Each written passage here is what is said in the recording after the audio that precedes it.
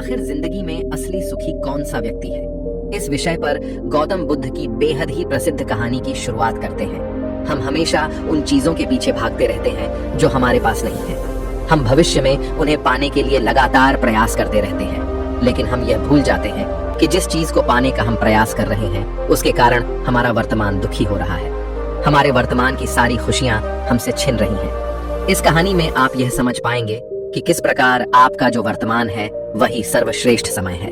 इस समय को आपको भरपूर ढंग से जीना चाहिए, क्योंकि यह समय जो आज आपके पास है वह दोबारा नहीं लौटने वाला। बहुत समय पहले की बात है, एक नगर में एक बहुत ही गरीब व्यक्ति रहता था। वह जब भी किसी धनी व्यक्ति को देखता तो वह मन ही मन बोलने लगता और कहता, हे भगवान, तूने मुझे इतना गरीब क्यों बनाया? इन अमीर व्यक्तियों को देखो, ये लोग कैसे ढंग से खेल रहे हैं, जीवन का आनंद ले रहे हैं, और एक मैं हूँ जो हर रोज एक एक पैसे के लिए तरस जाता हूँ। मेरे पास तो फूटी कौड़ी तक नहीं है और ये लोग पैसे बर्बाद कर रहे हैं। हे भगवान, मुझे भी अमीर बना दे। एक दिन वह व्यक्ति इसी तरह बोल रहा था, तभी उसके पास से एक बौद्ध भिक्षु गुजर रहे थे। उन भिक्षु ने उस गरीब व्यक्ति की सारी बातें सुन ली और तभी वह बौद्ध भिक्षु उस व्यक्ति से कहते हैं, क्या बात है भंते, तुम इतने परेशान क्यों हो? तुम इतने दुखी क्यों लग रहे हो? क्या कोई तकलीफ है तुम्हें? तभी वह व्यक्ति कहता है, हे गुरुदेव, मैं बहुत दुखी हूँ, मैं बहुत गरीब हूँ। मेरे पास तो खाने तक के लिए पैसे नहीं बचते। मैं एक एक पैसों के लिए तरस जाता हूँ। इस दुनिया में मेरा कोई नहीं। मैं सुखी होना चाहता हूँ, मुझे सुखी होना है, मुझे अमीर होना है। हे गुरुवर, क्या आप मुझे कोई ऐसा उपाय बता सकते हैं जिससे मैं जल्द से जल्द अमीर हो जाऊं और मेरे पास किसी चीज की कोई कमी ना रहे? उस व्यक्ति की यह बात सुनकर उन बौद्ध भिक्षु ने उस व्यक्ति की तरफ ध्यान से देखा और फिर उस व्यक्ति को कहते हैं, भंते, तू मेरे साथ चल। इतना कहकर वह भिक्षु उस गरीब व्यक्ति को एक अमीर व्यक्ति के घर ले गए। उस अमीर के घर को देखकर उस गरीब व्यक्ति की आंखें फटी की फटी रह गईं। उस गरीब व्यक्ति ने उन भिक्षु से कहा, हे गुरुवर, इतना अमीर होने के लिए तो मैं कुछ भी कर सकता हूँ। यदि मेरे पास इतने पैसे हो तब तो क्या ही बात है, इस घर में तो कितना आनंद आता होगा। तभी वह भिक्षु मुस्कुराने लगे और उस गरीब व्यक्ति से कहते हैं, इसीलिए तो मैं तुम्हें यहाँ पर लाया हूँ। इतना कहते हुए भिक्षु उस व्यक्ति को उस घर के मालिक के पास ले जाते हैं और उस अमीर व्यक्ति से कहते हैं, तुम्हारे पास तो इतनी धन दौलत है, इतना आलीशान घर और सारे ऐश ओ आराम है, क्या तुम सुखी हो? तभी व्यक्ति जरा सा मायूस होकर उन बौद्ध भिक्षु से कहता है, हे गुरुवर, कैसा सुख? केवल धन दौलत होने से सुख तो नहीं आ जाता। मैं तो जन्म से ही अंधा हूँ और एक अंधे के जीवन में सुख कैसे हो सकता है? सुखी तो वे लोग हैं जिनके पास आंखें हैं, जो लोग इस संसार को देख पा रहे हैं, इसकी खूबसूरती को आंख भर के निहार पा रहे हैं। हे गुरुवर, मैं तो बस इतना ही चाहता हूँ कि केवल मुझे कुछ पलों के लिए ही सही, लेकिन इस संसार को देखने का अवसर प्राप्त हो। मैं कम से कम एक बार अपने माता पिता, अपने रिश्तेदारों को देख सकूं, और इसके लिए चाहे मुझसे मेरी कोई पूरी दौलत ही क्यों ना ले ले, मैं देने के लिए तैयार हूँ। मैं इतना दुखी हूँ जितना दुखी और कोई नहीं हो सकता। हे ईश्वर, आपने मुझे अंधा क्यों बनाया? तभी उन बौद्ध भिक्षु ने उस गरीब व्यक्ति की ओर इशारा करते हुए कहा, तुम्हारे पास एक बहुत दिग्गज अवसर है। यदि तुम चाहो तो केवल अपनी आंखें देकर तुम इस अन्य व्यक्ति की सारी धन दौलत ले सकते हो और उसके बाद तुम भी अमीर बन जाओगे, तुम भी सुखी हो जाओगे, तुम्हें तुम्हारा सुख मिल जाएगा और इस अंधे व्यक्ति को उसका सुख प्राप्त हो जाएगा। तभी वह गरीब व्यक्ति कहता है, नहीं नहीं गुरुजी, आप ये क्या कह रहे हैं? बिना आंखों के मैं अमीर होकर क्या करूंगा? ना गुरु, ना मैं अपनी आंखें नहीं दूंगा। तभी वह बौद्ध भिक्षु उस गरीब व्यक्ति से कहते हैं, एक बार फिर से सोच लो, इतना अच्छा अवसर तुम्हें दोबारा नहीं मिल पाएगा। तभी वह गरीब व्यक्ति कहता है, यदि आपके पास कोई और मार्ग है तो बताइए, अन्यथा मैं अपने घर चलता हूँ। तभी वह भिक्षु उस युवक से कहते हैं, ठीक है, ठीक है, यदि तुम अपनी आंखें नहीं देना चाहते तो कोई बात नहीं, हम कोई और रास्ता निकाल लेते हैं। तभी वह बौद्ध भिक्षु उस व्यक्ति का हाथ धरकर उसे एक और धनी व्यक्ति के घर ले जाता है। इस धनी व्यक्ति का घर पहले वाले धनी व्यक्ति से और भी ज्यादा विशाल था।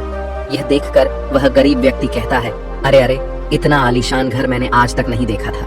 तभी वह बौद्ध भिक्षु उस गरीब व्यक्ति को उस धनी व्यक्ति के पास ले जाते हैं और उस धनी व्यक्ति से कहते हैं, आप तो बहुत सुखी होंगे, आपके पास इतना आलीशान घर है, इतनी धन दौलत है, सारे ऐशो आराम है, आपको तो किसी चीज की कोई कमी नहीं, आप अवश्य ही बहुत सुखी होंगे। तभी वह धनी व्यक्ति मायूस होकर उन बौद्ध भिक्षु से कहता है, आप यह कैसी बातें कर रहे हैं? आप तो जानते हैं कि मेरे दोनों हाथ काम नहीं करते, मैं अपाहिज हूँ। यह जो इतनी धन दौलत आप देख रहे हैं, इन्हें देखकर भी मैं अपने हाथ वापस नहीं ला सकता। तो ऐसे में यह धन दौलत मेरे किस काम की? इससे तो अच्छा होता कि ईश्वर ने भला ही मुझे गरीब बनाया होता। लेकिन कम से कम मेरे दोनों हाथ मुझे सही दे देता। ना जाने भगवान ने मुझे क्यों अपाहिज बना दिया। जितना दुखी मैं हूँ उतना दुखी और कोई नहीं होगा। तभी एक बार फिर उन बौद्ध भिक्षु ने उस गरीब व्यक्ति की ओर इशारा करते हुए कहा, भंते, तुम्हारे पास एक और मौका है। यदि तुम चाहो तो अपने दोनों हाथ देकर इस अमीर व्यक्ति की सारी धन दौलत ले सकते हो। क्या कहते हो? क्या तुम तैयार हो? और अब की बार तो तुम्हें आंखें भी नहीं देनी होगी, तुम्हारी आंखें तुम्हारे साथ ही रहेंगी। तभी वह गरीब व्यक्ति उन बौद्ध भिक्षु से कहता है, अरे महाराज, आप ये क्या कह रहे हैं? एक अपाहिज होकर मैं इस धन दौलत का क्या करूंगा? क्या आपके पास कोई ऐसा अमीर व्यक्ति नहीं है जिसका पूरा शरीर भी स्वस्थ हो और उसके पास बेशुमार धन दौलत भी हो? तभी वह बौद्ध भिक्षु उस व्यक्ति का हाथ धर करके उसे तीसरे अमीर व्यक्ति के पास ले जाते हैं। उस अमीर व्यक्ति के पास उसका अपना महल था। यह देखकर वह गरीब व्यक्ति उन बौद्ध भिक्षु से कहता है, हे गुरुवर, ये तो अवश्य ही बहुत सुखी होगा। इसके पास तो इतना आलीशान महल है, इसके पास तो इतनी सारी धन दौलत है, ये अवश्य ही बहुत खुश रहते होंगे। इनका जीवन तो आनंद में होगा। तभी वह बौद्ध भिक्षु उस गरीब व्यक्ति को उस धनी व्यक्ति के पास ले जाते हैं और फिर उस धनी व्यक्ति से कहते हैं, आप तो अवश्य ही खुश रहते होंगे, क्योंकि आपके पास इतना आलीशान महल है, इतनी सारी धन दौलत है, आपके पास तो सारी सुख सुविधाएं भी हैं, आपका जीवन तो आनंद में बीतता होगा। इसके जवाब में वह अमीर व्यक्ति कहता है, हे गुरुवर, कैसा आनंद! मुझ जैसा दुखी इस दुनिया में और कोई नहीं होगा। मैं आज बहुत दर्द में हूँ। मेरी पत्नी ने मुझे धोखा दे दिया है, वह किसी और से प्रेम करती है जो मुझसे भी अमीर है। आज मुझे समझ आया कि यह धन दौलत कभी किसी को सुख दुख नहीं दे सकती, और जब मन में दुख हो तो यह धन दौलत किस काम की? मुझसे सुखी तो वह गरीब इंसान होगा जिसकी पत्नी कम से कम उसके साथ तो है, वो उसके साथ वफादार तो है। आज मैंने तय कर लिया है कि मैं अपनी पत्नी और उसके प्रेमी की हत्या कर दूंगा। ये सुनकर वह भिक्षु उस अमीर व्यक्ति से कहते हैं, इससे पहले कि तुम ऐसा कदम उठाओ, कम से कम मुझे भोजन तो करवा दो। जाओ और भोजन की व्यवस्था करो, और साथ में कुछ कांच के टुकड़े भी ले आना। वह धनी व्यक्ति सभी साधु संतों का बहुत आदर करता था, इसलिए वह उन बौद्ध भिक्षुओं की बात मान जाता है। लेकिन वह यह नहीं समझ पाता कि आखिर उन बौद्ध भिक्षु ने खाने के साथ कांच के टुकड़े क्यों मंगवाए हैं। लेकिन जैसा कि उन बौद्ध भिक्षु ने कहा था, वह अमीर व्यक्ति उसी प्रकार खाने की व्यवस्था कर देता है। वह भोजन के साथ कुछ कांच के टुकड़े लेकर उन बौद्ध भिक्षु के पास पहुंचता है। तभी वह बौद्ध भिक्षु, वह गरीब व्यक्ति और वह धनी व्यक्ति तीनों एक साथ भोजन करने बैठते हैं, और उसी समय बौद्ध भिक्षु कुछ कांच के टुकड़े उठाकर उस अमीर व्यक्ति के भोजन में मिला देते हैं और उससे कहते हैं, लो, अब तुम इसे खा सकते हो। वह अमीर व्यक्ति अचंभित हो गया और उन बौद्ध भिक्षु से कहता है, हे गुरुवर, आप यह क्या कह रहे हैं? इस खाने में तो कांच के टुकड़े आपने मिलाए हैं। इस भोजन को मैं कैसे खा सकता हूँ? यदि यह भोजन मैं करूंगा तो इससे मुझे बहुत तकलीफ होगी और हो सकता है कि मेरी मृत्यु भी हो जाए। तभी वह भिक्षु मुस्कुराने लगे और उस अमीर व्यक्ति से कहते हैं, तुम्हें यह बात तो समझ में आ गई, लेकिन तुम्हें यह बात नहीं समझ में आती कि अगर इस भोजन को खाना है तो इस भोजन के कांच के टुकड़ों को तुम्हें निकाल कर अलग करना ही होगा। तभी यह भोजन तुम्हारे खाने योग्य बनेगा, और तब यह भोजन तुम्हें कोई तकलीफ नहीं देने वाला, बल्कि तुम्हें सुख ही प्रदान करेगा। इस पर वह अमीर व्यक्ति अचरज में उन बौद्ध भिक्षु से कहता है, हे गुरुवर, आखिर आप क्या कहना चाहते हैं? तभी वह बौद्ध भिक्षु उस अमीर व्यक्ति से कहते हैं, ऐसे लोग जो कांच के टुकड़े के समान हैं, यदि तुम उनके साथ चिपके रहोगे तो तुम्हें दर्द तो अवश्य ही होगा। जिस प्रकार यह कांच का टुकड़ा मिला हुआ भोजन तुम्हें दर्द प्रदान करेगा, इसलिए इसका समाधान तो यही है कि तुम इन कांच के टुकड़ों को भोजन से अलग कर दो और जो है उस पर ध्यान दो, अर्थात कि तुम उन लोगों को भूल जाओ जो तुम्हारे जीवन में नहीं है, और उन लोगों पर ध्यान दो जो इस समय तुम्हारे साथ हैं, जैसे कि तुम्हारी पुत्री। वह भी तो तुम्हारे प्यार की भूखी है। क्या तुम्हारा यह कर्तव्य नहीं है कि तुम उसका ख्याल रखो, उसकी परवरिश करो? आगे भिक्षु उस अमीर व्यक्ति से कहते हैं, सुख तो तुम्हारे पास ही है, बस इन कांच के टुकड़ों को, अर्थात अपनी पत्नी और उसके प्रेमी की हत्या करने का यह विचार अपने मन से निकाल दो, अन्यथा यह कांच के टुकड़ों से मिला हुआ भोजन के समान ही होगा और इसका परिणाम भी बहुत भयानक होगा। वह भिक्षु इतना कहकर शांत हो गए और उस अमीर व्यक्ति को भी उन भिक्षु की बात समझ में आ गई।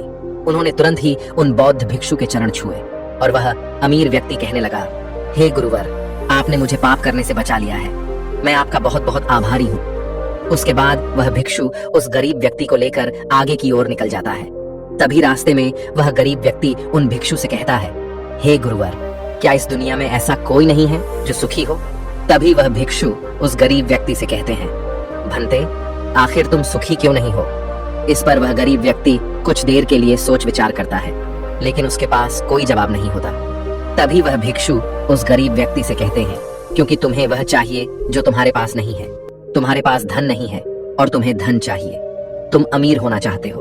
तुम्हें लगता है कि वह तुम्हें सुख देगा, लेकिन तुम इस वास्तविकता को भी भूल रहे हो कि बाद में तुम्हें दुख भी वही देगा। जैसे कि जब हम पहले एक अमीर व्यक्ति के पास पहुंचे थे तो उसके पास आंखें नहीं थी। उसके पास जो नहीं था वह उसके लिए बिलक रहा था, जबकि उसके पास तो बेशुमार धन दौलत थी और उसका पूरा शरीर भी पूरी तरह से स्वस्थ था, लेकिन उसका ध्यान उस पर नहीं था। वह उसे छोड़कर उन चीजों के पीछे भाग रहा था जो उसके पास नहीं थी। इसी तरह से दूसरे अमीर व्यक्ति के पास आंखें थी, धन दौलत भी थी, लेकिन हाथ नहीं थे। इसी प्रकार जो चीज उसके पास थी वह उसका आनंद नहीं ले रहा था, बल्कि वह तो इस दुख में था कि उसके पास उसके हाथ नहीं है। और ठीक इसी प्रकार से तीसरा अमीर व्यक्ति भी दुखी था, क्योंकि उसके पास तो धन दौलत भी थी, ऐशो आराम भी था, और उसके पास तो उसका पूरा शरीर भी था। वह पूरी तरह से स्वस्थ और तंदुरुस्त भी था, लेकिन फिर भी वह दर्द में था, क्योंकि उसे उसकी पत्नी ने धोखा दे दिया था, जो उसकी कभी हो ही नहीं सकती थी। जो स्त्री केवल धन के लिए किसी और के साथ भाग जाए, क्या वह उसका साथ कभी दे सकती थी? नहीं। लेकिन उस अमीर व्यक्ति के पास जो था, अर्थात उसकी पुत्री, वह उसके बारे में सोच ही नहीं रहा था। आगे वह भिक्षु उस गरीब व्यक्ति से कहते हैं, अमीर गरीब होने से दुख और सुख का कोई मतलब नहीं होता। अमीर हो या गरीब, हमारे दुखी होने का एकमात्र कारण यही होता है कि हम हमेशा उन चीजों के पीछे भागते रहते हैं जो हमारे पास है ही नहीं, और जो वर्तमान में हमारे पास है हम उस पर ध्यान ही नहीं देते और ना ही उसका आनंद ले पाते हैं। हम तो केवल भविष्य में घूमते रहते हैं, भूतकाल में अटके रह जाते हैं, और यह सारी गलतियां हम वर्तमान की जमीन पर करते हैं। और यही कारण है कि तुम कभी आनंदित हो ही नहीं पाते, तुम कभी खुश नहीं रह पाते, क्योंकि जो आनंद का समय है, अर्थात वर्तमान का समय है, वह तो यूं ही नष्ट हो जाता है। तभी आगे वह भिक्षु उस गरीब व्यक्ति की ओर इशारा करते हुए कहते हैं, भंते, तुम मुझे यह बताओ, क्या तुम्हारे पास उन तीनों अमीर व्यक्तियों के दुखों में से कोई एक भी दुख है? तभी वह गरीब व्यक्ति सोच विचार कर उन भिक्षु से कहता है, नहीं, मेरे पास उन अमीर व्यक्तियों के दुख में से कोई भी दुख नहीं है। इस पर भिक्षु उस गरीब व्यक्ति से कहते हैं, तो फिर तुम दुखी क्यों हो? इसका जवाब देते हुए वह गरीब व्यक्ति उन भिक्षु से कहता है, हे गुरु, भले ही मैं उनके मुकाबले सुखी हूँ, पर क्या धन कमाना या धन प्राप्त करने की इच्छा नहीं होनी चाहिए? क्या मुझे अपने वर्तमान को इसी तरह से स्वीकार कर लेना चाहिए? क्या मुझे हमेशा इसी तरह से गरीब रहना चाहिए? तभी भिक्षु दिल से मुस्कुराते हुए उस गरीब व्यक्ति से कहते हैं, वर्तमान में वर्तमान क्षण का आनंद लो। वर्तमान में ही ऐसे कर्म करो जिससे तुम्हारा भविष्य सुधर सके, लेकिन ऐसी चीजों के पीछे व्यर्थ समय न गवाओ जो तुम्हारे पास आज नहीं है। जो तुम्हारे पास आज है उसका आनंद लो, और जो तुम पाना चाहते हो उसके लिए केवल कर्म करो, और उस कर्म का फल तुम्हें भविष्य में मिलेगा। यानी इसकी चिंता में भी मत रहना, क्योंकि यदि तुम इसकी चिंता में रहोगे तो कभी सुखी नहीं रह पाओगे, भले ही हालात कितने भी बुरे क्यों ना हो। केवल अपने आज पर ध्यान दो और अपने कर्म मन लगाकर करो। इतना कहकर वह भिक्षु शांत हो गए, और गरीब व्यक्ति को भी उन बौद्ध भिक्षु की बात अच्छी तरह से समझ में आ चुकी थी। वह यह समझ चुका था कि अब से उसे अपने वर्तमान पर ध्यान देना है, उसे अपने वर्तमान को सुधारना है। उसके बाद उस गरीब व्यक्ति ने उन बौद्ध भिक्षु को प्रणाम किया और वापस अपने घर लौट गया। अब से वह गरीब व्यक्ति यह सोचकर हमेशा खुश रहने लगा कि कम से कम वह उन तीन अमीर व्यक्तियों से अधिक खुश है। उसके पास अधिक खुशियों की वजह है। हाँ, यह बात और है कि उसके पास धन नहीं है, लेकिन उसके पास ऐसी चीजें हैं जो धन से कहीं ज्यादा कीमती है, और वह है उसका पूरा शरीर जो पूरी तरह से स्वस्थ है। दोस्तों, मैं उम्मीद करता हूँ कि यह कहानी सुनने से आपके जीवन में अच्छे बदलाव आए होंगे। आपको इस वीडियो से क्या सीखने मिला, ये कमेंट करके जरूर बताइए, और अपने परिवार, दोस्तों या आपके करीबी इंसान के साथ यह कहानी शेयर करके उन्हें भी इस ज्ञान से परिचित करवाएं। बाकी अगर आपको यह वीडियो दिल से अच्छी लगी हो तभी इस वीडियो को लाइक कर देना, और आपने अब तक इस चैनल को सब्सक्राइब ना किया हो तो चैनल को सब्सक्राइब भी जरूर कर देना। आपका हर दिन शुभ हो और खुशियों से आपका जीवन भरा रहे। धन्यवाद। नमो बुद्धाय। चलिए बढ़ते हैं दूसरी कहानी की तरफ। इस कहानी में एक अजीब सा रहस्य बताया गया है, जिससे आप अपने अवचेतन मन की शक्ति को इस्तेमाल करके जिंदगी की कठिन से कठिन सफलता आसानी से प्राप्त कर सकते हैं। कैसे अपने अवचेतन मन की शक्ति को इस्तेमाल करना है, इसकी विधि क्या है, इस विषय पर हम आज एक अद्भुत कहानी आपको सुनाएंगे। दोस्तों, हमारा जो चेतन मन होता है उससे करीब 9 गुना अधिक ताकतवर हमारा अचेतन मन होता है। अगर 1 गुना ताकत हमारे चेतन मन के पास है तो इसका अर्थ यह हुआ कि उससे 9 गुना अधिक ताकत हमारे अवचेतन मन के पास है, क्योंकि अवचेतन मन ही हमारे पूरे शरीर को नियंत्रित करता है। चेतन मन हमारे दिमाग का एक हिस्सा है जो हमारे विचारों और भावनाओं से प्रेरित होता है, और हमारा चेतन मन ही तर्क वितर्क करने में हमारी मदद करता है। लेकिन दूसरी तरफ हमारा अवचेतन मन यह तर्क वितर्क नहीं करता, यह उस जानकारी को ग्रहण कर लेता है जो इसे चेतन मन देता है। इसीलिए जैसा हम अपने अवचेतन मन में सोचते हैं वैसे ही हम बनते चले जाते हैं। क्या आपने कभी इन बातों पर विचार किया है कि कोई व्यक्ति दुखी क्यों है और वहीं पर दूसरा व्यक्ति इतना सुखी क्यों है? एक व्यक्ति सुख और समृद्धि से भरा हुआ है, वहीं पर दूसरा व्यक्ति इतना गरीब और दुखी क्यों है? एक व्यक्ति भयभीत है जबकि दूसरा व्यक्ति आस्था और विश्वास से भरा हुआ है। एक व्यक्ति आलीशान महलों में रहता है, वहीं पर दूसरा व्यक्ति गरीब और टूटी फूटी कुटिया में रहता है। कोई बहुत सफल है तो कोई असफल। कोई व्यक्ति जरा सी मेहनत करके सफलता प्राप्त कर लेता है और वहीं पर कोई दूसरा व्यक्ति जीवन भर मेहनत करने के बाद भी असफल ही रह जाता है। तो आखिर इन सब चीजों का कारण क्या है? क्या आपने कभी इन पर विचार करने की कोशिश की है? हमारे जीवन में जो भी अच्छा है वह हमारे चेतन मन पर निर्भर करता है। अर्थात यदि आप अपने चेतन मन में यह बात भरेंगे कि मेरे साथ जो कुछ भी होगा वह अच्छा होगा, मेरे साथ जो कुछ भी हो रहा है वह अच्छा हो रहा है और मैं एक दिन कामयाब जरूर बनूंगा, तो आप अवश्य ही अपने जीवन में कामयाब बन जाएंगे। वहीं पर यदि आप अपने अवचेतन मन में बुरी बुरी बातें रखेंगे, अर्थात नकारात्मक बातें कहेंगे, तो आपके जीवन में केवल नकारात्मकता ही भर जाएगी और आपके साथ कुछ भी अच्छा नहीं होगा। आप जहां जाएंगे वहां पर आपके हाथ केवल असफलता ही लगेगी। आप हमेशा निराश और परेशान ही रहेंगे, लेकिन उनका हल आपको कभी नहीं मिल पाएगा। इसलिए यदि आप भी अपने मन को अच्छी तरह से जानना चाहते हैं, वह सेवा काम करवाना चाहते हैं जो आप चाहते हैं, उसे अपने नियंत्रण में रखना चाहते हैं, तो इस कहानी को अंत तक जरूर देखिएगा, क्योंकि इस वीडियो में आपको ऐसी महत्वपूर्ण जानकारियां मिलेगी जिसकी मदद से आप अपना जीवन अच्छे से जी सकते हैं। आप जो चाहे उसे हासिल कर सकते हैं। आप जिस भी लक्ष्य को प्राप्त करना चाहते हैं उसे आप प्राप्त कर सकते हैं। आज की इस कहानी में हम यह जानने वाले हैं कि आखिर चेतन मन और अवचेतन मन में मुख्य अंतर क्या है और वह किस तरह से काम करता है, और हम अपने अचेतन मन में अच्छी बातें किस प्रकार से भर सकते हैं जिससे हमारा जीवन परिवर्तित हो सके, हम सफलता की ओर आगे बढ़ सके। बहुत समय पहले की बात है। एक नगर में एक बहुत ही प्रसिद्ध गुरु रहा करते थे। उनकी ख्याति दूर दूर तक फैली हुई थी। उनके आश्रम में उनके कई शिष्य भी थे। एक दिन संध्या के वक्त वह गुरुवर अपने सभी शिष्यों को बुलाकर उन्हें उपदेश दे रहे थे। वे कह रहे थे, शिष्यों, हमारा मस्तिष्क 2 भागों में विभाजित है, चेतन मन और अवचेतन मन। चेतन मन हमारे मस्तिष्क का पहरेदार है, वहीं पर अवचेतन मन हमारा मालिक है। उन गुरु की आवाज सुनकर एक शिष्य ने कहा, है गुरुदेव, आप क्या कहना चाहते हैं? आप कहीं यह तो नहीं कह रहे कि हमारे भीतर कोई और है जो हमें चला रहा है, जो हमारी सारी क्रियाओं पर नजर रखे हुए हैं?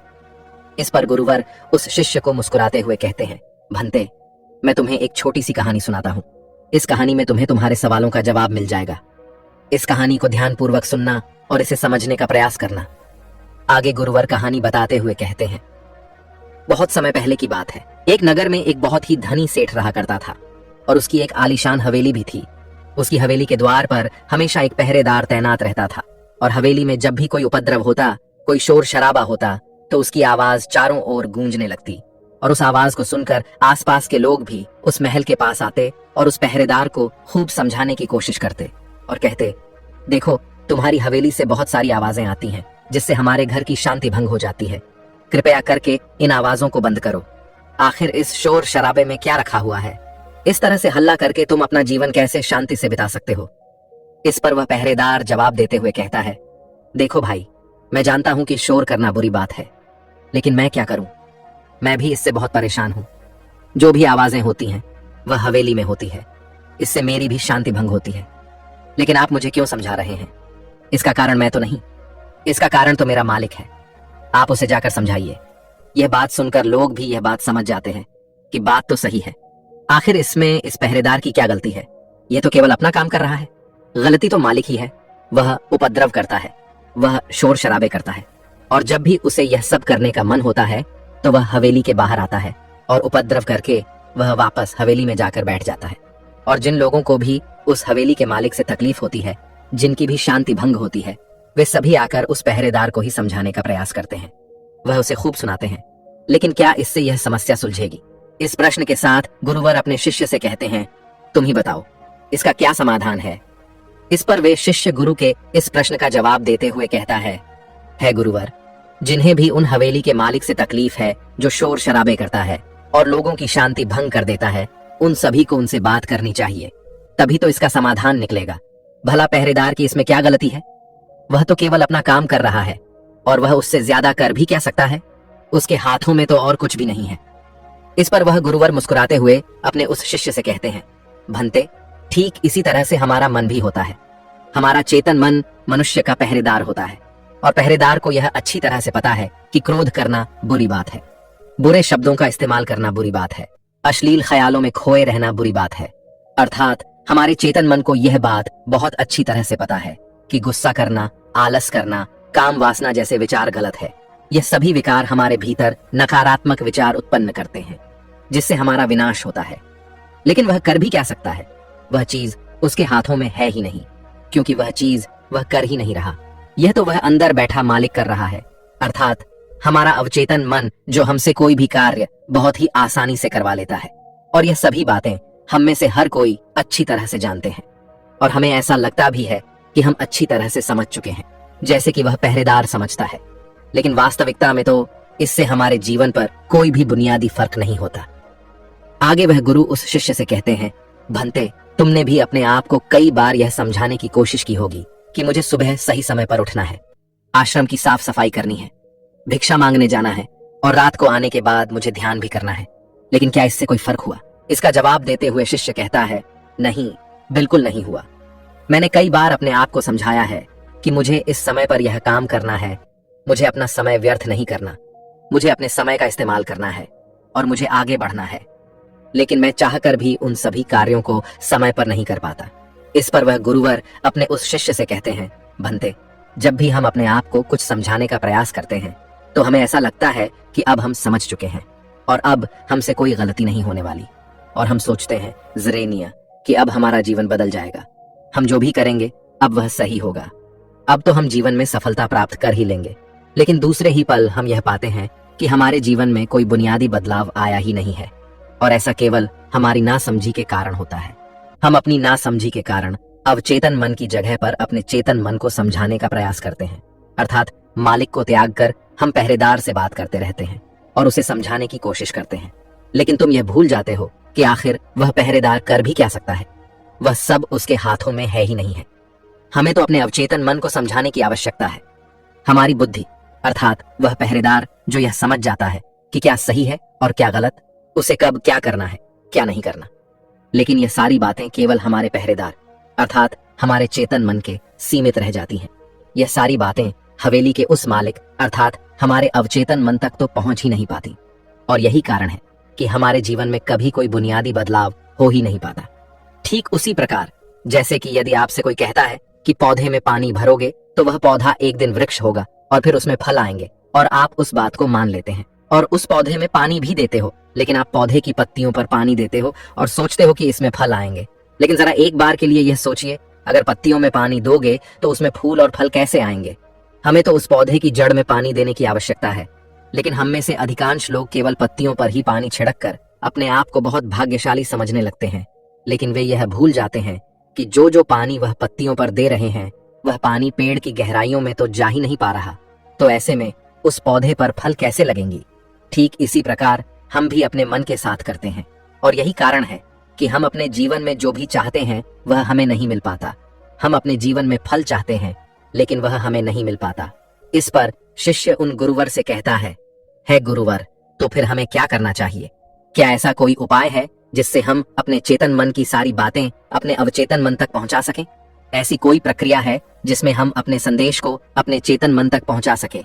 इस पर वह गुरुवर शिष्य से कहते हैं, भंते, यदि तुमने अपने संदेश को चेतन मन तक पहुंचा दिया तब तुम जो चाहोगे वह इच्छा प्राप्त कर सकते हो। तुम जैसा चाहो उस लक्ष्य को प्राप्त कर सकते हो, क्योंकि हमारा अवचेतन मन हमारे चेतन मन से 9 गुना अधिक शक्तिशाली होता है। आपने कभी ना कभी यह देखा ही होगा कि एक मनोवैज्ञानिक जब किसी के मन के गुप्त राज को जानने की कोशिश करता है, तब वह मनोवैज्ञानिक जब उसके मन की बात को बाहर निकलवाना चाहता है, उसके अतीत में जो भी घटना घटी है उसमें साफ साफ रूप से प्रवेश करना चाहता है, तो इसके लिए वह हाइप्नोसिस का उपयोग करते हैं। और आप में से अधिकांश लोगों ने इस प्रक्रिया को देखा ही होगा। इस प्रक्रिया का प्रयोग करके मन की सारी सूचनाएं अपने आप ही बाहर निकलती हैं। इस प्रकार किसी के भी मन को काबू में करके हम उससे जो चाहे वह कार्य करवा सकते हैं। हाँ, अब आपके मन में यह भी प्रश्न उठ रहा होगा कि शायद वह सभी हमारे अवचेतन मन की चाल को समझते हैं, वह इसे अच्छी तरह से जानते हैं कि उसे किस तरह से अपने काबू में किया जाता है। तो इसका जवाब बहुत ही सीधा और सरल है, और इसका जवाब है हाँ, क्योंकि उन्होंने इसके ऊपर कई बार प्रयोग किया है और वह इसमें इतने निपुण हो जाते हैं कि वह किसी भी दूसरे मन पर अपना काबू कर सकते हैं। और अगर आप भी अपने अवचेतन मन की बात को समझते हैं, अपने मन की चाल को समझते हैं, तो आप भी अपने ही नहीं बल्कि किसी दूसरे के मन को भी वश में कर सकते हैं। आगे गुरुवर अपने उस शिष्य से कहते हैं, भंते, अपने अचेतन मन तक संदेश पहुंचाने के लिए आपको अपने चेतन मन को शांत करना होगा, उसे सुलाना होगा। और ऐसा इसलिए क्योंकि हमारा चेतन मन तर्क वितर्क करने में माहिर है। वह एक पहरेदार है, वह हमारी रक्षा के लिए हमेशा तैनात रहता है। इसीलिए जब भी तुम अपना कोई संदेश उस चेतन मन तक पहुंचाने की कोशिश करोगे जरेनिया, तो वह तुमसे तर्क वितर्क जरूर करेगा और हमें अपनी बात अपने मालिक तक पहुंचाने की इजाजत तक नहीं देगा। जब तक कि हम अपनी बात अपने चेतन मन को अच्छी तरह से समझा नहीं देते या उसे शांत नहीं कर देते, तब तक वह हमें उस हवेली में घुसने नहीं देगा। क्योंकि हमारी सामान्य बुद्धि अर्थात हमारा चेतन मन तर्क वितर्क करने में माहिर होता है, और यही कारण है कि हम में से अधिकांश लोग अपने अचेतन मन तक एक साफ और स्पष्ट संदेश पहुंचा ही नहीं पाते, और इसी कारण हम अपने अचेतन मन को भी अच्छी तरह से समझ नहीं पाते। और हमारा अचेतन मन तर्क वितर्क नहीं करता, उसे तो केवल साफ और स्पष्ट संदेश चाहिए जिस पर वह कार्य कर सके, और उस तक हम साफ और स्पष्ट संदेश तभी पहुंचा सकते हैं जब हमारा मन पूरी तरह से शांत रहेगा, जब हमारे मन में और कोई विचार नहीं होंगे। और यही कारण है कि जब एक मनोवैज्ञानिक किसी के मन पर प्रयोग करता है, उसके मन को काबू करने की कोशिश करता है, उससे मनचाही बात निकलवाने की कोशिश करता है, तो सबसे पहले वह उसके चेतन मन को ही सुलाते हैं। आपने कहीं ना कहीं यह तो देखा ही होगा कि उनके सामने एक पेंडुलम जैसी चीज उनकी आंखों के सामने रख दी जाती है और उसे घुमाया जाता है, जिसे लगातार देखने के बाद वह व्यक्ति पूरी तरह से निद्रा में चला जाता है, और इस कारण उसका चेतन मन पूरी तरह से शांत हो जाता है। और जब उसका पहरेदार पूरी तरह से सो जाता है और उसके पास तर्क वितर्क करने के लिए कोई नहीं बचता, तब वह वैज्ञानिक आसानी से उस हवेली में जाता है और उस मालिक से जी भर के बातें करता है। जो बातें वह चाहता है वह बातें वह उससे निकलवा देता है। टिब के एक महान दार्शनिक ने कहा था कि अगर बात समझ में आ जाए तो आपका जीवन परिवर्तित हो जाता है। लेकिन उन्होंने वह बात उस समय के लोगों के लिए कही थी, क्योंकि उस समय टिब और बाकी दुनिया के लोग बहुत सरल हुआ करते थे। उनका मन बहुत साफ हुआ करता था, और उनको जो भी बातें बताई जाती थी वह उन बातों को बहुत शांतिपूर्वक सुनते और समझते थे। उस समय कोई भी तर्क वितर्क नहीं करता था, और जब कोई व्यक्ति तर्क वितर्क करने में माहिर होता था तो वह उसे तर्क वितर्क करने देते और शांति से केवल उसकी बातें सुनते। जब तक कि व्यक्ति तर्क वितर्क करके थक ना जाए तो वह गुरु के पास वापस आता है और उनसे कहता है गुरुवर, मैं अब तर्क वितर्क करके थक चुका हूं, लेकिन उससे मुझे कुछ भी हासिल नहीं हुआ।